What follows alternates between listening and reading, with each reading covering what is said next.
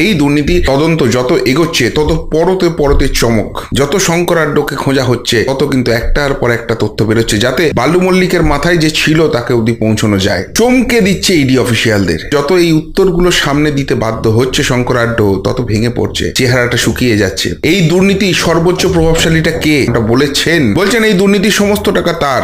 এই হাওয়ালা যোগ, বিদেশে যাওয়া, এই এতটা দায়িত্ব তিনি নিতে পারবেন তো? যে কোম্পানিগুলো থ্রু দিয়ে হয়েছে তার নিজের নামে, পরিবারের নামে, শুধু তিনি একা যাবেন না। সুকন্যা মণ্ডল বড় উদাহরণ। একই কায়দায় নিজে চুরি করব, ছেলে বউয়ের নামে টাকা করে দেবো, ধরা পড়লেও বেশ কিছুদিন জেল হবে, আর তারপর মামলার পর মামলা করবো, পয়সার তো অভাব নেই, দামি দামি আইনজীবী তারা ডিলে করবে, তারপর একসময় জেল থেকে মুক্তি হবে, ওই টাকাটা যেটা মেয়ের নামে বউয়ের নামে, সেই টাকা ভোগবিলাসে জীবনটা কাটিয়ে দেবো। ব্যাস, ফর্মুলা সেট ছিল। যার নামে টাকা রাখা হয়েছে সে 18 বছর বয়স হয়ে গেছে, সে যদি বলে আমি কিছু জানি না, তাহলেও তো এত সহজে ছাড় নেই। যেভাবে সুকন্যা মণ্ডলকে ছাড়া হয়নি, এবার কি শঙ্করাড্ডর পরিবার সেইভাবে জুটছে?